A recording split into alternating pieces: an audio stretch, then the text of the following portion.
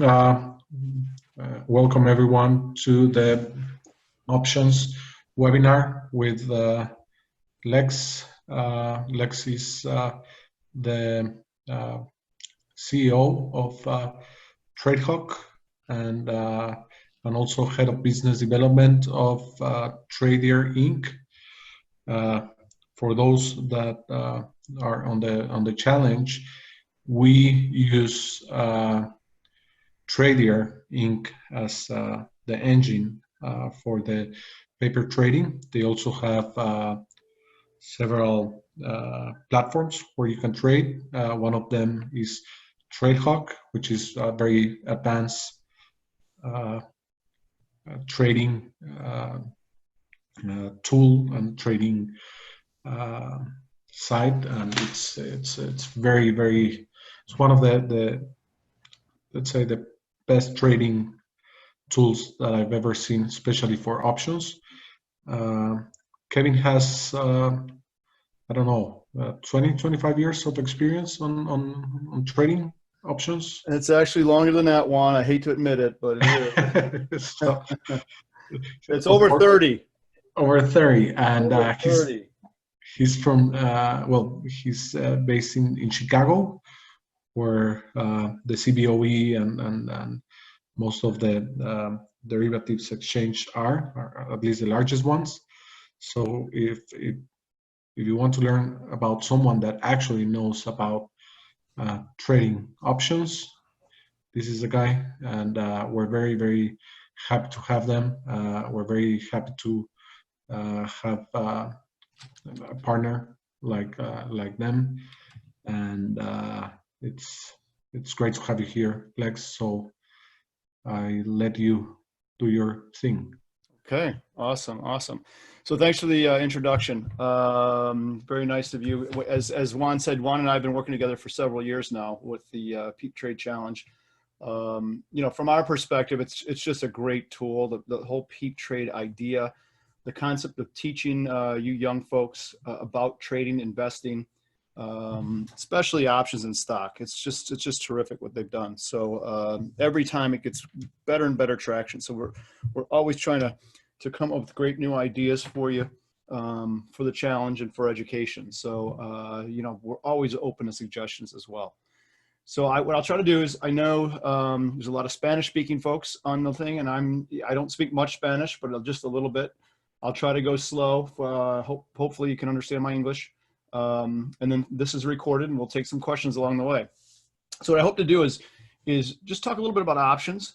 Okay. Juan, correct me if I'm wrong. Are we going to do an options contest in the near future? Is that accurate? Yeah, I suppose we will. Okay. Okay, good. All right. Well, let's talk a little bit about options. I'm going to assume you know a little bit about options as an audience, and I'll try to keep it pretty basic as best I can. First thing with options, right? They're a little different. They're called derivatives. Why is that? Because their prices are derived from something else. Okay. And all that means is that if you have a stock, and everyone knows Apple, I think, and you can see up here in the top left corner of my TradeHawk command center, I have Apple. Okay. And the way I got there is I just typed in Apple. Of course, there's drop downs for everything that you may want to trade, and there's watch lists and all that kind of good stuff. But we'll just talk about Apple mainly because it's a popular stock. So as a derivative, the prices of all these options that are in this option chain have to come from somewhere, and they actually come from the stock price itself. Okay. Now there's other components to pricing an option, right? There's time to expiration. All these options, they expire, they go away, they die. Okay. When they go away, they either turn into stock or they expire worthless, right? So think of options as, the best way to think of it is as an insurance premium, right? You've got to pay something to own that insurance, and that's called the option premium. If you look on the left of my screen here on TradeHawk, this whole section that I just outlined are the calls, okay? The section to the right of that middle bar are the puts. Very typical in options trading. The way most options platforms arrange themselves is calls are on the left and puts are on the right of the strike prices. What's a strike price? Strike price is simply a price that you would be able to purchase or sell the stock, the underlying entity, with your options, assuming that those options were exercised, and you could get assigned as well. Okay, so that's what the strike price is. Now, I know you folks are smart. You're thinking, well, wait, why would I pay $300 for a stock that's trading less than $300? Well, this gives you a little insurance premium, okay? And you'd have to pay about $5 to own the right to purchase Apple at $300 by May 15th of 2020, okay? So what's the difference? Why not just buy the stock? Well, that's certainly a good idea. But the beauty of options is that they're a great leveraging tool.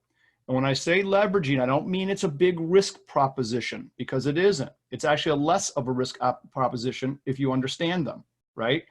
Because I can either buy 100 shares of Apple for just about $300. So for every share I purchase, okay, I need to pay $299. Agreed?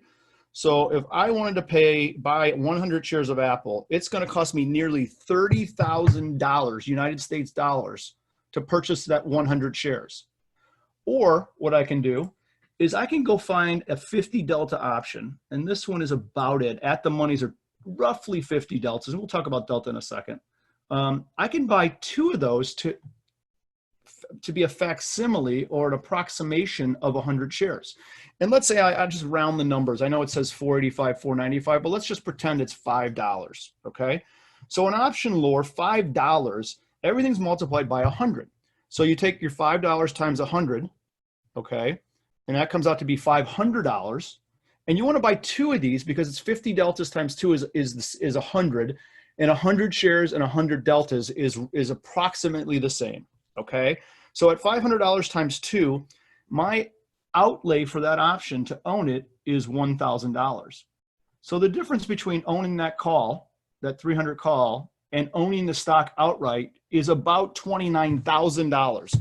So as you're putting 2 and 2 together, right, you can see that your ability to use options to create an investment portfolio or even hedge an investment portfolio is very powerful. Options are powerful instruments, right? So quickly, calls, they benefit when the stock goes up. Obviously, puts benefit when the stock goes down, assuming you're long them. You can sell calls and you can buy calls. You can sell puts and you can buy puts. So if you're long a call, you want the stock to go up. If you're short a call, meaning you sold it, you want the stock to go down, okay? The other component to know about options, very important, options decay. So this premium, that $5, okay, on that 300 call, that in 10 days, that's how long it has to live, that's its lifetime, is 10 more days. If the stock closes beneath the strike price in 10 days, this $5 will be gone, you will lose it. So you will lose your $500 per contract, and we said we had 2, and you'll lose $1,000. So you say, well, wait a minute, Lex, that doesn't sound so great. In 10 days, I'm going to lose that.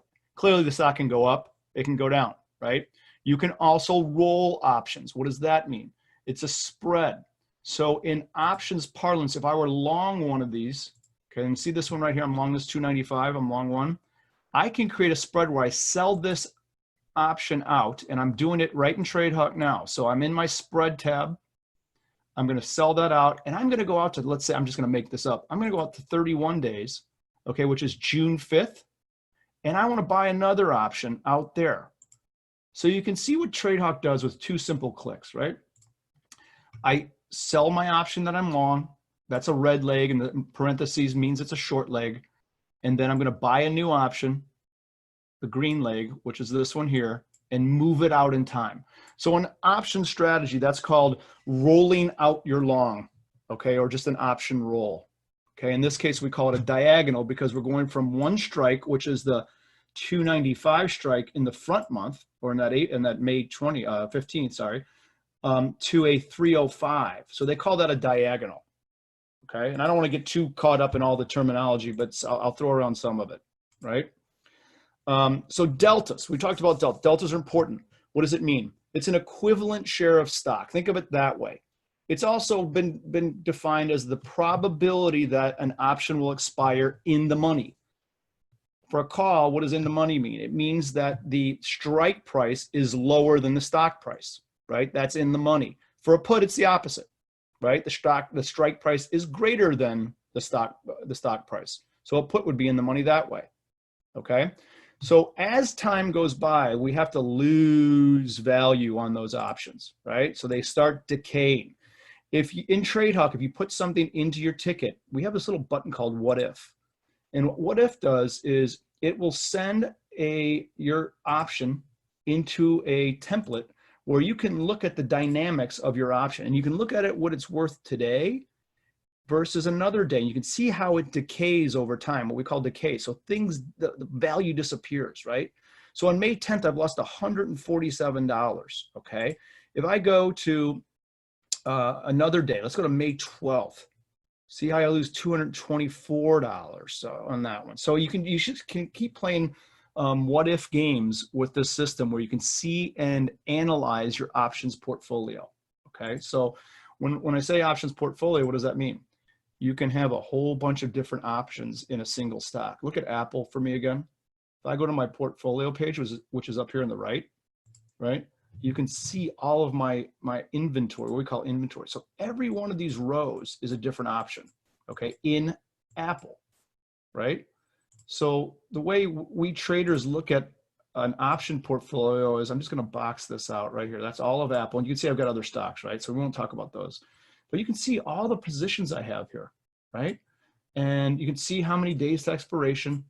You can, the best thing about it is, guess what? You can see your P&L. So this is a pretty good P&L for me in Apple. So what is it? My top line Apple P&L is $65,000 US, right? And that's just the sum of all of these positions in Apple, right? And I created that for various reasons, okay?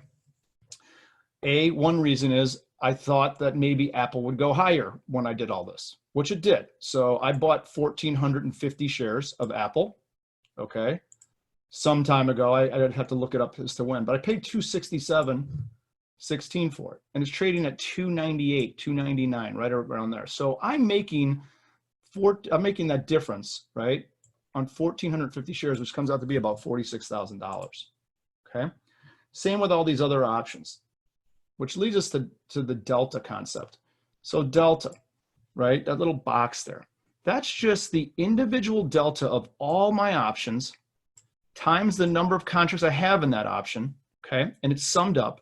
And then what TradeHawk does is it gives you a nice clean number. So if you sum up deltas all the way up, my top line Apple delta, okay, is on the Apple row to the right under the delta column, okay, right here. So I'm long 2,800 deltas. That's like being equivalently long 2,800 shares of stock. That's what that means, okay? And I've comprised that position and built it based on options that I thought had interesting value propositions in the marketplace during the time I was trading those, okay? So I thought that some options might have been cheap relative to their value, some might have been expensive relative to their value. So I've done a combination of buys and sells to create that portfolio. How do you exit a portfolio of options? Okay, you can do it a couple ways. I can go through and I can say, I want to get out of every single one of these rows options individually. So the way you do that, right, in TradeHawk is you'd click on it, click on the position, it would fill it into the ticket, and you'd sell it out. Okay, and I could do it for the 4 lot. Notice the 4 lot changes, and I'd sell it out. I could do it for the short 1 lot, and buy that in because I'm shorted. I have to buy that in, right? On down the line. The other clever way that we're afforded in the options market is we can create spreads. So what I can do is I can say, I want to sell these and buy these and sell these and make combinations of options, which is called a spread. It's called a complex order, right? A spread and complex order are similar, synonymous. What this allows you to do is, in our business, we like to say we want to mitigate risk and exposure. So I don't want to sell along and then be stuck with the short and have the market go against me. So what we do in that case is we create these spreads with options and try to get them what we call delta neutral. And that means that the sum of all your options gets down to a number the delta number that's right around 0. Okay. So you can see I didn't do a good job of this, right? How do I know this real quick? I just look at my total delta in this position. It's 174 on a bunch of 2-on-1 lots. Probably not great. I probably want to put in another long in there if I could, or buy in a short would be wonderful, right? So I could do something like that, which just gave me a little bit of oomph there. I sold a put. So that's something to consider. In the United States, at all the exchanges, option spreads are available only in 4 legs at the exchanges. What does that mean? You can have 4 different option legs in your spread. You can't have 5, you can't have 6. You can have anything less than 4. You can have 2, 3, or 4. Okay? So super powerful, and it mitigates your risk. And what TradeHawk does is when you put the combination of all these together, we give you one solid price for your spread. We tell you whether the spread is a credit or debit. If the spread has a common name, we will name it for you. If it doesn't, it will say custom spread. Okay? When you're ready to do this trade, all you need to do is tap the send button and it goes out to the marketplace. Okay? So I'll just do this at a price, and I'll just do a 1 lot. Okay, so I changed my size. I'm doing this for 31.45 credit, all this stuff. And I'm just gonna hit the send button, see what happens. So when I hit the send button, goes out in the marketplace. So it's sitting out there waiting to be traded, right? Now, how does this trade? Markets, option markets are like stock markets, right? Very similar. There's a bid and there's an offer. Sometimes you'll hear the word offer and ask used synonymously, which is true.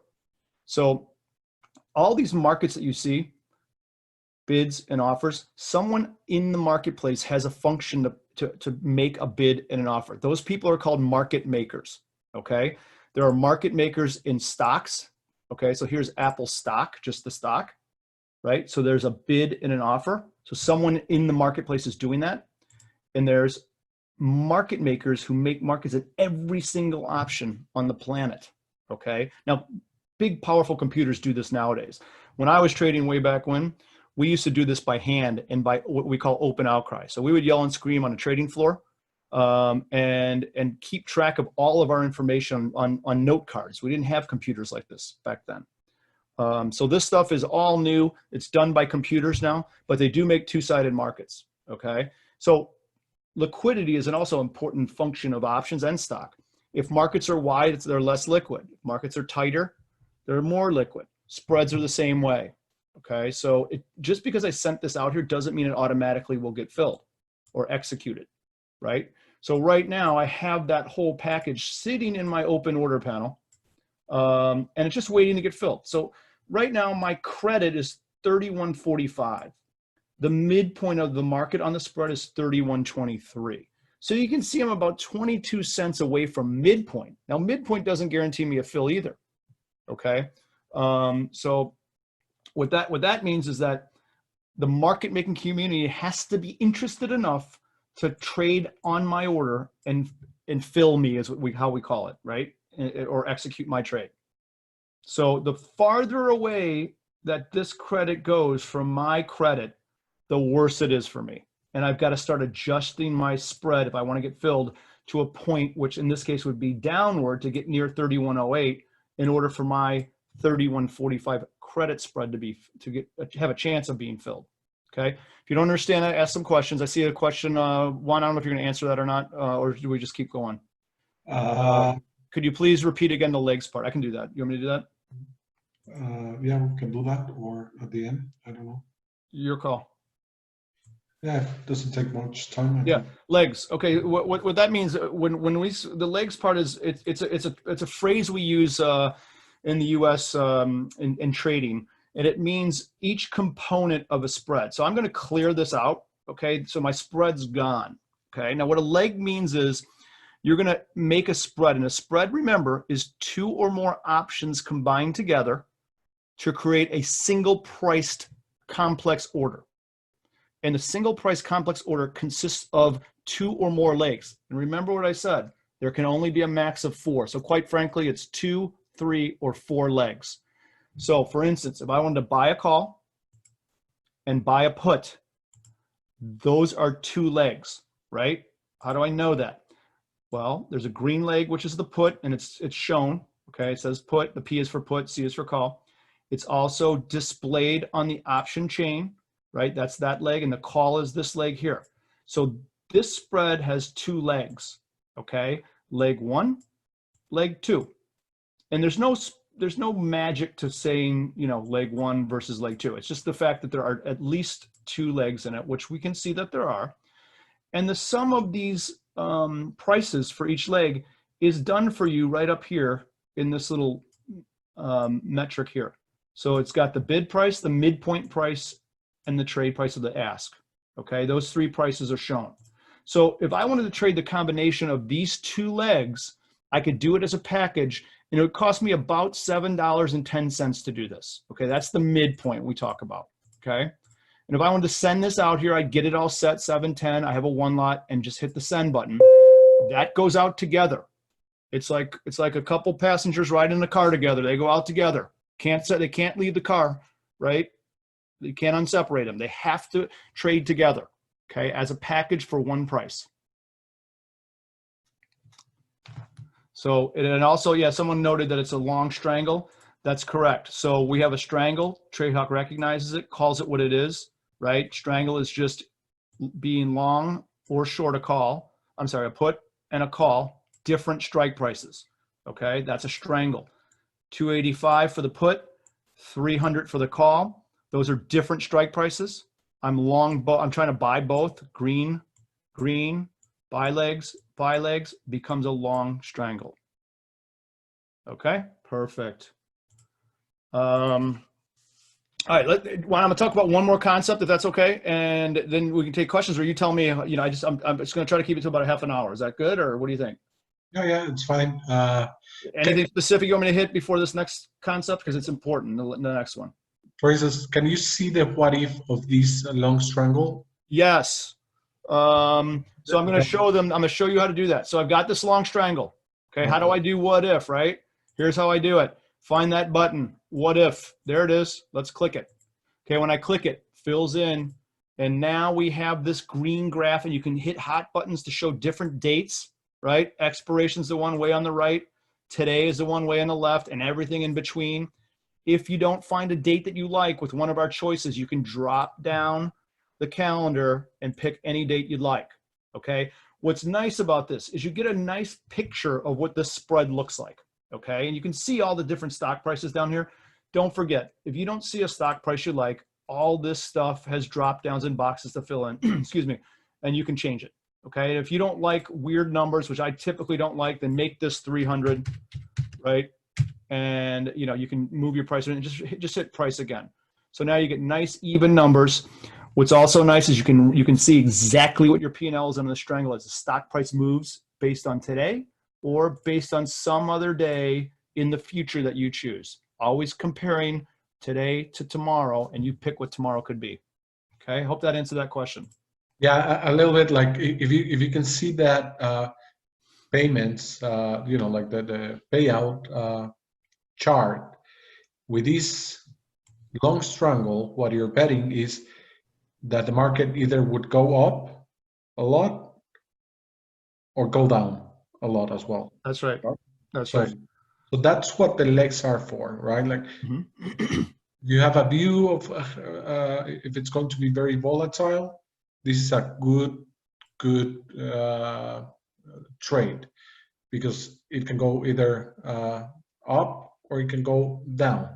You're betting that the stock will not be how do you say, like it won't sit around or right around the current price. Yeah, it'll move. You're looking for movement with long strangles. Yeah. Okay, we have another question. What is the difference between join mid trade on the stock on the the spread ticket? Good question, really good question, and it's so good that we're gonna change it. What these mean? So in the professional trading business, these are terms that we use, right? In the retail trading business, they're not very popular. TradeOut's a retail product, so why the heck are they up there? I agree. they simply mean for a spread, the bid of the spread is equal to the join. The ask or offer of the spread is equal to the trade. Midpoint's obvious, right? That's the one in the middle. So the reason it gets a little confusing is that sometimes spreads are debits and sometimes they are credits, right? I'm just going to flip this spread over. Watch what happens. It becomes a credit now. But what can be confusing to people when you're first learning is that a bid is something you typically want to buy. But when you have a credit spread, it almost looks like the bid price is greater than the ask price. How can that be, right, with a credit? Well, if you think about what a credit is, it's something that you're getting into your account, so that you want a big credit when you're doing that side of the spread, right? And then when you buy it back, you want to buy it back as cheaply as possible. So it's just jargon we used from the trading business. Trade is the ask, join is the bid, and then mid is always the mid. What we're going to do to change it in a future release is we're going to call this either credit or debit bid, depending on what spread it is, and credit or debit ask, depending on whether you have a credit or debit up there. Okay. In that short strangle, what you're betting is that the stock would not have drastic movements, right? That's correct. So if I put this in what if, remember I did the long strangle last time. So this is the short one. Let's see what this looks like in the graph. Now look at the difference, right? The shape of the graph is turned upside down. Remember our old graph, right? It had a graph that kind of looked like this. It held water. That we call those graphs holding water. You can put water in this graph. This one doesn't hold water. This graph looks like this. Look at how we start losing money to the upside. Okay, and this goes to infinity if you keep losing because you're short units, as we call it, right? Now, one thing I'll note, it looks like we make a little bit of money in this range here. Let's go to a shorter date. Notice this is pretty good as we go down, but we peak right around here, and then it starts heading south on us, right, as we go farther and farther down. And that's just because this spread is set up just by chance, by the way, as a short delta spread. So when we put it on, it had short a little bit of deltas. That's like that means you want the stock to go down a little bit. So you can see how our happy zone is right in here. It's just down a little bit, right? And as time goes by, it's just nice to go for the stock to kind of creep on down. We don't want short strangles to move too fast. We want it to go really slow. We want this to just hang around. Now, a question for everybody. Would you like to be short strangles right now in the marketplace, or would you like to be long them? Have you been paying attention to what's going on? Sure you have. So the market's going up 300, 507 points one day, down 507 points the next day. It'd be pretty tough to manage a short strangle in that environment, right? Pretty hard. So go ahead, Juan, sorry. No, yeah, we have everyone saying long, of course. Yeah, exactly. Good. All right, so the last thing I'll just talk about real quickly, and it doesn't deserve real quickly, but it's one of the pricing components of options, right? And that's called volatility. Everyone's heard that word, I'm sure, especially lately. So option traders, when they create their models for pricing options, one of the components, and the most important component, is what we call implied volatility. So an option pricing model has those 5 inputs, right? And the one input that's not really known is this implied volatility. Now you can get it from the marketplace, but someone has to make an assumption at what that should be when they make their markets, right? If you put in an implied volatility that's way too low, what does that mean? That means it's going to bring the price of your options way down. It's going to be very cheap. If you put in an implied volatility in your option model that's very high, the option is going to be really expensive, okay?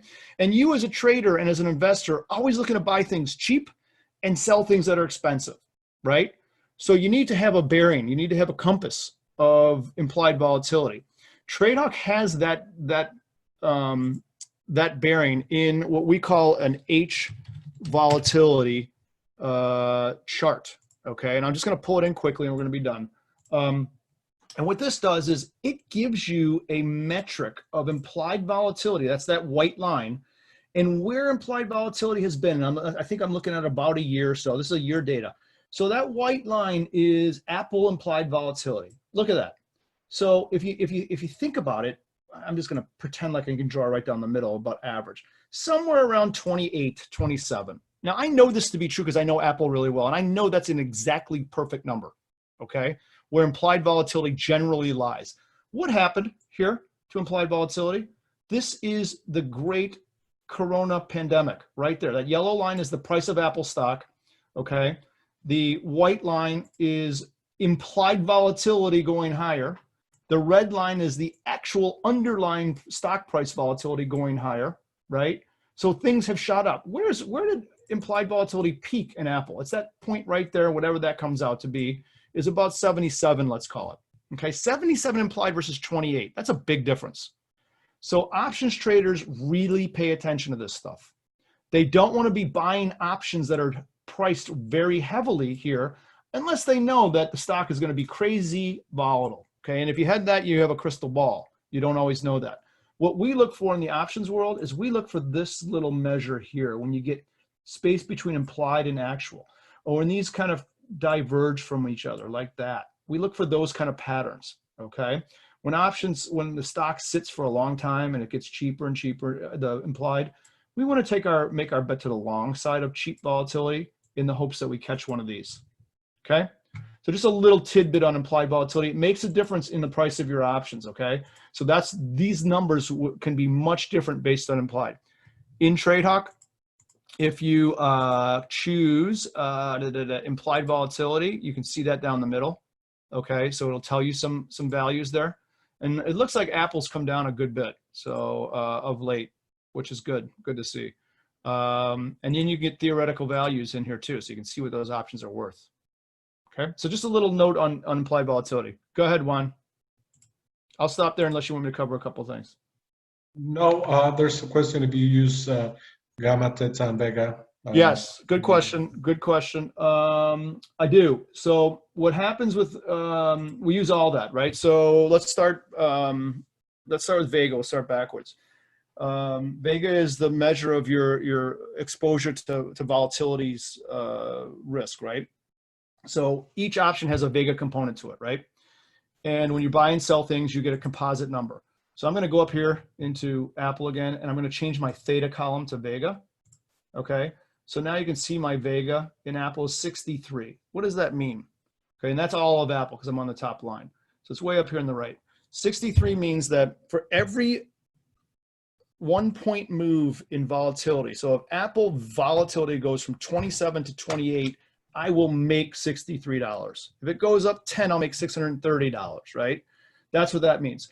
And the way I get to that is I have pulled all my Vega and every option is pulled up into one number, longs and shorts, additive and pulled up. Now, more advanced concept, Vega is not linear, meaning they do not go hand in hand. Okay, so longer outdated options have larger Vega numbers, but they tend not to move and snap higher and lower as quickly as the front month options will do. Okay, so it's something that we do look at, especially if you're going to have inventory in your portfolio that is longer dated. So we will look at Vega. Theta is your decay, another super important number. What we find in the retail world is that most people care about delta and theta. And theta is your decay. We call it decay. So it's how much your position is wasting away each day. Okay. So if you see my theta, it's negative $117. If the option god said we're going to remove days out of the week and didn't let me trade, I'd lose $117 every day. If everything stayed the same, $117 every day. Okay. So I want some movement in the market. Okay. Gamma. Gamma is the rate of change of delta. So some people like to be negative gamma, which means they don't want a lot of movement. Some people like to be positive gamma, which means they do want a lot of movement. So you can use gamma as stock prices going higher to see what your new delta is going to be. And then you could hedge using gamma and sell out some deltas as it goes higher or buy in some short deltas as it goes lower. So that's what gamma does for you. Yep, good question here. Explain the difference between cost P&L and mark-to-market P&L. That's this metric up top right here. Okay, there's two values there. I typically keep it on cost, and what cost P&L means is it means from the inception of your position. And let's just take this 265 call just as an example. Okay, I own 10 of these. Okay, I'm in the position column, so I'm long 10 of these. I own them at a price on average of $15.15. Okay, That's my cost P&L. I don't know with this template right here, whether I bought 10 one lots, 5 2 lots. I have no idea what the sum of it is. I just know that on average, I paid $15.15. If I wanted to know more detail, I can go into my cost basis tab and see every little trade I made on that option, okay? Not important to me in my portfolio. So I just want to know where I own those things from inception of the position. Mark to market P&L, let's hit it and see what it does. What mark to market P&L does is it takes the previous day's close, okay, and computes your P&L for that. So based on last night's closing prices, my P&L in Apple is 17,000 bucks. So I'm having a good day in Apple. Why? Well, I can tell you right off the bat, Apple's up $6.44. I'm long 2,800 deltas or equivalent shares, and it comes out to be about that number, or not exactly that number, okay? So that's the beauty of how that worked. Okay, if you multiply this number by this number, it comes out roughly to that. It's not going to be exact because there's gamma and delta decay involved and all that. So it's very close. So that's what mark to market means, just from the previous day's close. Okay. Yeah, like cost will be inception. Yep. Mark since inception, right? Yep, you got it. So if you notice, I went back to cost. Look at the difference. Remember, my last P&L was 17,000. My since inception 67,000. Okay, so there's $50,000 difference, right? So from last night I'm making $17,000 today. From inception of this position, I'm up 67. Okay, that's the difference. And keep in mind too, the way the portfolio works, right? This information is unrealized P&L. Okay, this doesn't mean I'm up that much for the year. It does mean that in this product, but my other P&L that isn't in this anymore because I've closed it out, that's additive too. And you can get all that P&L and cost basis and history. Okay. So if I bought 10 calls 3 months ago and sold 10 calls 3.5 months or 2 months ago, that P&L is accounted for, but not here because this is all unrealized P&L on your portfolio page. I hope that makes sense. Yeah, that realized and unrealized as well. Yep. Mm-hmm. That's right. So another question is, but in the case that I want to close my position, I should consider, that's a good question. I should consider mark to market P&L. You could consider either way. I think from the investing community or the investment mindset, I'd probably use cost P&L to close your position. Think about it. If I have a small position in another stock, Potbellies. I don't know if you've heard of that. It's a sandwich store. And it kind of grew up in Chicago. So I own some of that stock and I've had it for, months. And, I'm up a little bit of money in it months. I could be down from last night or I don't know. I don't pay attention. But my goal with that investment strategy is over a longer term to be positive money. So, I would look at cost P&L there. If you're a day trading type and you're going to keep things for one day, mark to market makes a little more sense, right? I could see that.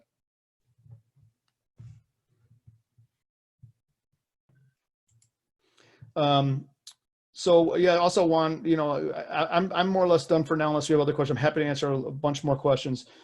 Keep in mind, a lot of other tools in here. I didn't cover, the multitude of things. I just wanted to get you some basics, how you can look at an option chain. You need to have one if you're going to trade options. You need to have the ability to look at your P&L, right? Look at your open orders, change them, cancel them. So there's a lot of tools in here. There's a lot of automation in here too. So automation is a new funny word that we're using in the options business, where you can create conditions that cause your trades to trigger or to execute. So there's a lot of that built into the system too, which, we won't have time to go over this time. But, Juan, if you could, can I post our site in here?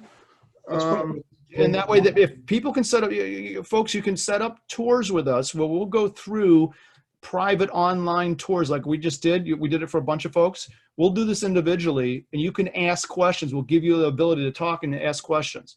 So we do that off of our website. You can set that up right on the website, which I'll type into the chat. Okay. Yeah. And also if they want to open an account, like what is an account with you? You can do that right on our website too that I just posted there. You can also just go to mytradehawk.com. Either way, it'll get you to the same spot. Okay. So mytradehawk.com will get you to the same spot. In there is links to opening an account at Tradier. There's no minimums at Tradier for account sizes, so don't fear that. If you open an account with TradeHawk, I know Juan's going to give you a great promo code. I'll give you a great promo code. So Juan and I will chat about that. But I'd love to have the educational community be a part of it when you're ready to start trading. It's just a fantastic product. You'll really like it once you get to learn it. Yeah, I think it's a very good way to optimize your capital if you are, if you know how to trade options, right? Yep. Optimizing your money. You need to know, because if you sell a put, right there, right now, it will probably not be the best idea, but once you are familiar with all this, it's very efficient to invest in the market. Yep. Another person asks, if I don't know all the strategies, the options, can the platform show me all the strategies? Yeah, it will do that. The only problem with that is you have to know how to put them in here. But what I suggest, I'll talk to Juan. I'll send Juan a document that we made, and it lists all the strategies, and we'll just send it over. Juan, I'll give you that, and it basically lists the name of a strategy and it defines what it is. Awesome. Yeah, we have a manual that we had to create for compliance for that. So if you remind me, I'll send that over to you, and you can post that wherever you'd like. Awesome. I will do that. We're going to upload this into Peeptrade. A guy from, he's called Gonzalo. He's a participant here. Mm-hmm. He came up with the idea that naming a tab called Peeptrade Academy, who will be uploading all the videos. Oh, great. Terrific idea. You want some, some money out of it. That's good. I love it. That's awesome. Well, that's terrific. So yeah, there's a couple more accounts to see. Is account still available of those who start from the week one? So I think what he means, he might have signed up with the username password then. Can he still use it currently? And the answer from our perspective is yes. I don't know what you did on your side, Juan. No, they can use it, but that won't be reflected on the challenge. Okay. Perfect. Mm-hmm. Okay, Alex, so I'll share this recording with you. It's been great to have you here. Thank you very much for your time.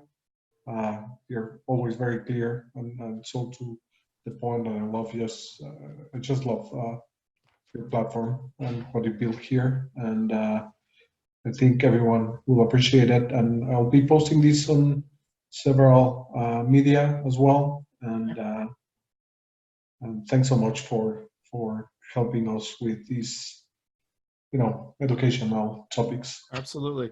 And feel free to email Juan or us if you guys want to do another webinar and you want to be specific and you want to say, I want to cover something about options, let us know. Happy to do it. I'm really enthusiastic about the education part of this. So please feel free to suggest topics. Yeah, I know. Yes, I will be sharing that with the Mexican Stock Exchange as well. Mm-hmm. Awesome. Okay, Juan. Well, great. Thank you so much, everyone. Have a great rest of the week. Be safe. You too. Take care. Thanks. And maybe I'll invite you for a round table. Are you okay on Friday? Yeah, depending on what time. Sure. I'll chat with you. Yep. Let me know. Thank you. Okay. Thanks, everybody. Thanks, everyone.